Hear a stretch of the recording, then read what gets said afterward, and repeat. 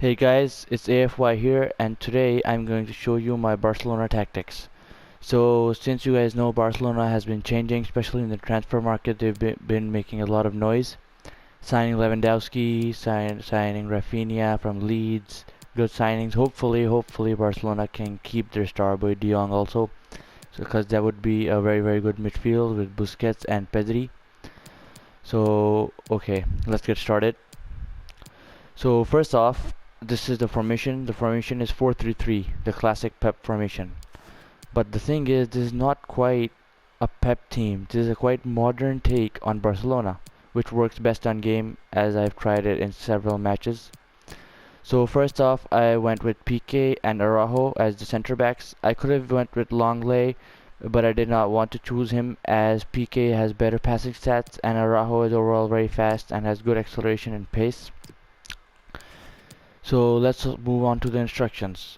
So since we're using a 4-3-3 holding formation, my two center backs would be stay back while attacking, and my keeper would be sweeper keeper because that's like a very modern take on how keepers are nowadays, especially in a tactic where you want to press the ball and try to win it early, and you want to use the keeper as much as you can, passing out from the back and creating a slow build up. So let's move on to the wing backs. So on the wing backs, I've gone with Dest and Jordi Alba. Jordi Alba I think is pretty self-explanatory. But Dest, I could have went with Sergio Roberto, I could have went with Adama Traore, but I went with Dest because he gives me a bit more composure, which I need compared to Adama Traore. I know even though he's fast, wicked fast, he doesn't like quite have the passing stats, the composure stats as someone like Dest. On the other hand, Alba is just a very complete left back, even though he is aging, still very good stats, left-footed, speed dribbler, can take shots from outside of the box, can cross the ball, a very solid player. So as you guys would have probably noticed, my both fullbacks have no instructions. They're just basic, balanced. So this is because I don't technically need the fullbacks that much to do on the instruction side, because when I move on to the tactic side, I'll explain how it works, because my midfield and my attackers are already doing so much. Now, moving on to the pivot, Sergio Busquets. Here, very simple, stay back while attacking and cover center.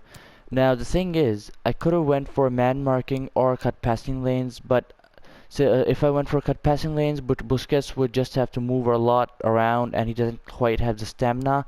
Whereas man mark, Busquets is not like a Casemiro type holding midfielder who can just stay and man mark one person. He's more of a just, pivoting, just playing balls, spraying balls left, right, just creating play. So I wanted to just have a very basic stat on Busquets. Now, since he's also like 33, yes, 33 years old, he's very slow, but has good passing stats and can like spray the ball and distribute it perfectly, which I need for my team. Moving on, now this is where it gets interesting. So my basic formula is to use 5 attacking players: Pedri, De Jong, Lewandowski, and Dembele, along with Rafinha.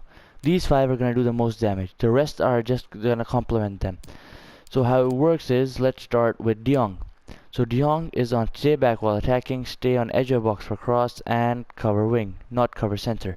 So the reason for this being is I want him to act more of like a box to box player, and so that's why I've put stay back while attacking along with stay on the edge of box for cross. So which means he'll mostly cover like the area from the halfway line above to my box and below to the other box, the box we want to attack.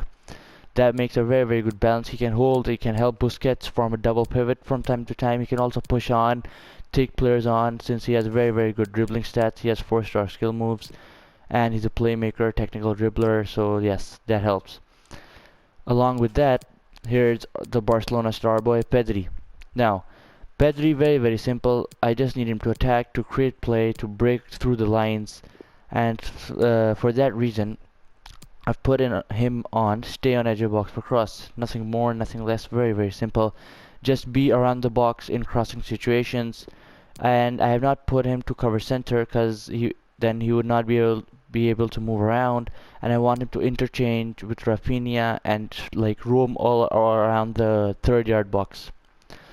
Moving on to the wingers now. If you know Barcelona, if you know Pep, you know that the wingers, they like to stay wide, they like to hug the touch line and come short. Now, most people think that you have to put stay wide and get in behind. No, there's a reason for that. If you put stay wide, get in behind, you almost would not be able to find the wide players because they will always be making runs on the wide line, and you don't want that because then it will be very hard for you to involve your two wingers. So what I did was I put him on come short. So how this helps is he stays wide to the touchline and he comes short. So he's like basically standing on the line along with the fullback. I'll give you an example. Suppose on Rafinha's wing, Trent, we're facing Liverpool and Trent is on Rafinha's wing. Now Trent is always going to have to worry about Pedri and Rafinha. Why? Because Pedri is going to make late runs in the box and he's been going to be attacking that space between the centre back and the fullback, the right back. Whereas Rafinha is always going to be on Trent. So Trent is going to be stuck in a 2v1 most often. And either that or it's going to always be a 50-50 between Rafinha and Trent on the touchline because Rafinha is very very fast, has 4-star skill moves, 4-star weak foot, good acceleration, and he can take on anybody. Of course, he is Brazilian, so I think that just proves the point. But anyway, by doing this, it's always a guarantee a 50-50 battle. And if you can beat Trent, then you can easily move on. And like maybe put low cutbacks onto the box for scoring, or just like take shots from the left foot or cross it to the other wing.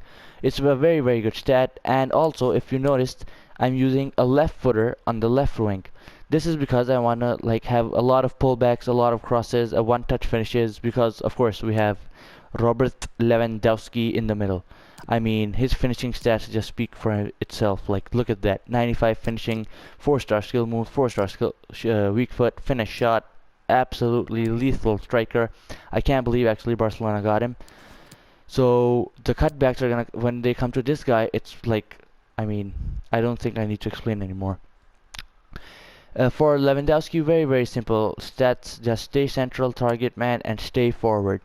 Now, stay forward is kind of important for Lewandowski as he's 33, he's aging, and I need him to conserve stamina because he is going to finish most of our chances, and he's very very crucial to this team and this setup. Now let's move on to probably my favorite player in Barcelona at the moment, Ousmane Dembele. 5-star weak foot, 5-star skill moves, can like so dexterous, so innovative, can dribble with both feet, take on players on the touchline, can cut inside, can finesse shot, can fake shot, can throw feints, like is a real nightmare for defenders. So for Ousmane, same as Rafinha, stay wide. I want him to be on the touchline, come short, and ask the ball to his feet, and then take on the fullback. May it be Robertson, may it be Ferland Mendy, Alphonso Davies, anyone. I always want to be on a one-on-one situation with my fullbacks, be it Dembele or be it Rafinha. This way I always have a 50-50 chance of either going past him and scoring or assisting. With Dembele, same stats: stay wide, come short, and get into the box for cross. Oh, I may have forgot to tell you this, but get into the box for cross is also very important for both of them. Cause, for example, if with Dembele I beat the fullback and I'm across the touchline, I see Lewandowski's in the middle, I see Pedri making a late run, but there's always going to be Rafinha on the far wing free because Pedri has made a late run. Similarly, if Rafinha has beaten his fullback and he gets to the bar line and has to cross it, De Jong is always going to be making a late run because of his stay on edge of box for cross stat. Same way, Dembele is always going to be free because the fullback will be stuck in a 2v1 situation. So it's very important to get into the box for cross, but for both wingers. And I mean, try it for yourself. It's so fun. Both my wingers have 86, 85 dribbling, and it is just a nightmare for the fullbacks to defend. They don't know how to defend. So let's move on to the tactics. Now, of course, it's Barcelona, so press after possession loss, very very self-explanatory, no problems at all here. No need for pressure and heavy touch or like constant pressure, because I think constant pressure just drains you, and pressure and heavy touch does not suit Barcelona. Barcelona want to win the ball back like in 5 to 6 seconds. So yes, very very self-explanatory there. For defensive style, I went for a 50 width. Now this is because I don't want my while defending my defenders to be clustered in a in like one space and leave space out wide. So I wanted a very balanced approach where I can like take them on with my players because I have good players, a good system, and I can track them down. Similarly with depth, now I won't lie, I used to be on 70, but since playing the game a lot, I have realized that 65 is probably the best option. This is because like if you notice, as soon as you go to 70, it says that the backline will be vulnerable, and that is very true. Players like Mbappe, players like Neymar, Messi will break through very easily. So with 65, it is still high, but like the defenders will be around the box. They won't be that high. There'll always be a cover option. I think it's much better to go with 65 than 70. So for offensive, I did not go for slow build up because this is a very modern Barcelona. This is not a Pep style Barcelona where I have to build up like taking several hours. No, slow build up will not allow you to like cross the ball, like hit long balls to Dembele, to Rafinha, for Lewandowski to head down and create chances. No, and with fast build up, it's not a Barcelona style to like quickly counter attack. Similarly with long ball. So I felt like balanced is the best option because the stats I have above can help me achieve that perfectly. With possession, I can uh, contain the ball, I can pass it around, I can hit long balls, I can do whatever I want. Now, here's the fun part. The width for offense, I put 30. Now, this is because I want my players, when having the ball, to be close to each other, but significantly for one reason. So my midfield here is of Pedri, Busquets, and De Jong. So when my offensive depth is 30, these three players, along with Lewandowski, are in sort of a diamond, very close to each other, and they can like play one touch. But here comes the catch. My both wingers, remember, are on stay wide and stay wide. So it's going to be very hard for the opposition to contain us because we'll be passing the ball in the middle, and suddenly I can spray it out to one winger on either side, and immediately they'll be one-on-one with the fullback. And if I beat the fullback, then it's like a 80% chance I'm going to score the goal.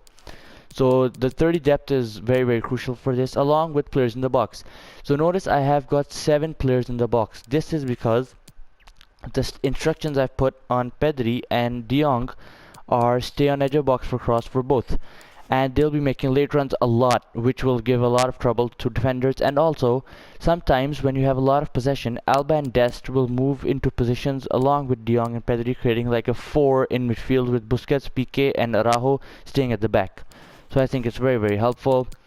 For corners, so for what I do for corners is I put Dembele on one corner and Rafinha on the other corner, and I call one player close. I take on the defender, and I usually chip it from L1 or square, or I just hit a finish shot.